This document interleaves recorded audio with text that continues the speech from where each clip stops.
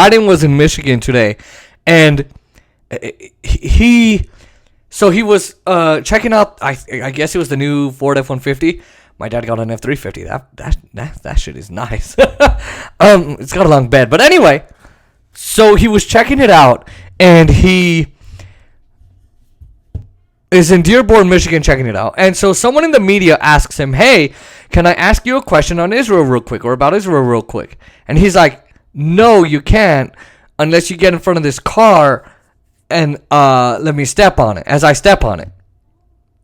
Now, look, you could say, "Oh my God, Joe Biden is threatening to run over a reporter." No. If you see the video, he's actually joking around. You can tell he's joking around, because he does joke like that. "Yeah, get in front of this car, Jackie." You know? Biden impressions for the next 4 years, everybody. If I do the podcast that long. Woo-wee.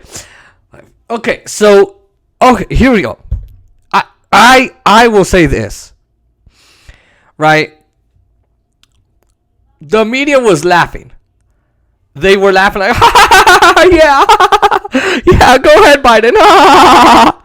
And just imagine if Trump said that shit. If Trump was like, "All right, get in front of the car. I'll answer your question when I step on it." He wouldn't, because Trump is so thin-skinned that he doesn't have the wherewithal to be like, "Oh, to joke around." But can you imagine? Oh my God, what would the media say? Oh my God. Oh, he threatened to run over a reporter. Oh, how do you feel? How do you feel that he threatened you? But, here they are laughing with Biden when he said that. And then after he went away and sped off then he says, "Wait, watch this." And then he just speeds off. So after he speeds off, they're all laughing like, "Ha! Yeah, Biden." So, okay. So sycophantic. And this is all going on while there's a massacre happening in Israel. While Israel is massacring Palestinians. So, while they're bombing the Al-Shifa, they're bombing hospitals, they're bombing residential areas, they're bombing the highways and the paths to the Al-Shifa hospital, Doctors Without Borders. They bombed the media building, which we're gonna go over, I promise you. You said that a long time ago. They bombed that building it housed the AP, the Associated Press, and Al Jazeera. They did all of that. They've killed over 200 Palestinians, over 60 children. And instead of doing anything about it, instead of answering any questions, he's telling a reporter, "No, I'm not going to do that. I'm not going to answer your questions." Imagine if Trump had done that. Imagine it. If Trump had been like, "No, I'm not going to answer your goddamn questions." Oh my God. Oh boy. Oh my God, the media would have lost it. They would have been like, "Oh my God, how could you?" Right? And they would have been like, "Oh my God, how could you do that to us?" Now, while Israel is bombing the shit out of Palestinians, the U.S. is now sending $735 million in weapons to them. So they don't need it. They're massacring Palestinians, and Joe Biden is sending more weapons to them. And in fact, there's been such a huge backlash from the American people that Biden is like, "Okay, fine, right?"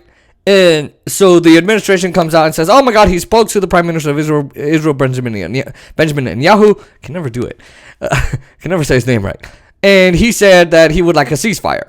And that's how the reporters reported it. That's how the media reported it. I know I can't speak, but they said, "Oh my God, Biden wants a ceasefire." Yeah. And then we realized, oh no, he actually just said it like, "Hey man, I'd love there to be a ceasefire. I kind of like it, But it was casual. It wasn't like, "Benjamin Netanyahu, this is Joe Biden. We want a freaking ceasefire right now." No, he didn't do that. He didn't do that at all. He right? He says that he wants this, but he doesn't demand it. He's not giving them pressure.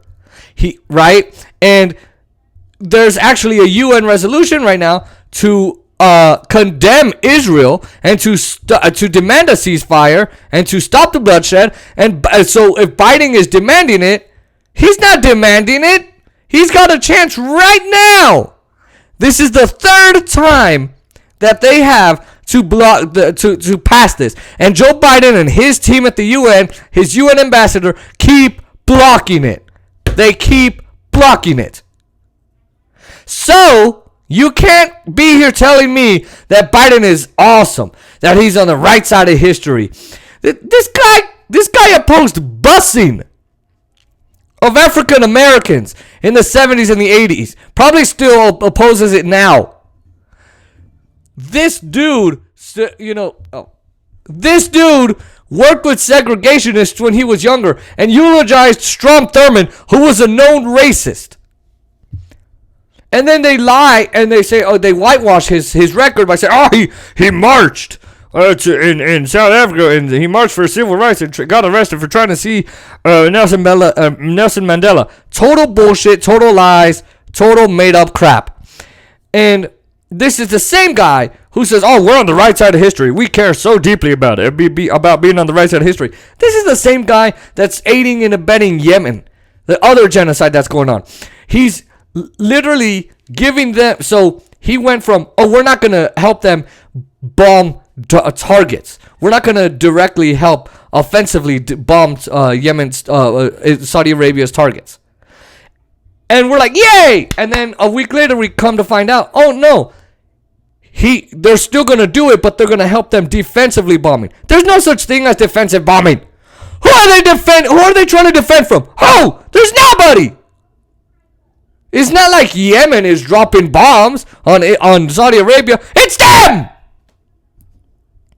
It's all them. So that's a whole made up lie, all made up bullshit. There's no such thing as, we're helping defensively. None of that. None of that.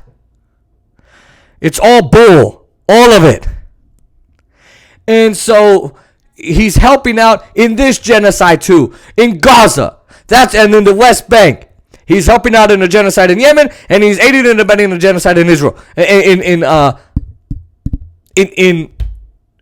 Gaza and the West Bank. So don't tell me that Biden is on the right side of history. Biden's not on the right side of history. He could stop this right now as the world superpower. And apparently he had so he gave a speech in Michigan, and he called Rashida Talib, Democratic sellout, who's supposed to be a progressive. But anyway, he called her Rashid Talib because apparently when he landed in Michigan, Rashida Talib had some words for him. Like, hey, man, you got to stop this. You got to do something about Israel, and you got to pressure them. Cut off their aid. Threaten them to cut off their aid, or actually do it, or sanction them, or whatever. Do something. Something. And yet, Joe Biden was like, I'm impressed with your intelligence, and I respect your intelligence, and this and this and that, and I'm looking out for your grandmother in the West Bank because she lives out there, right?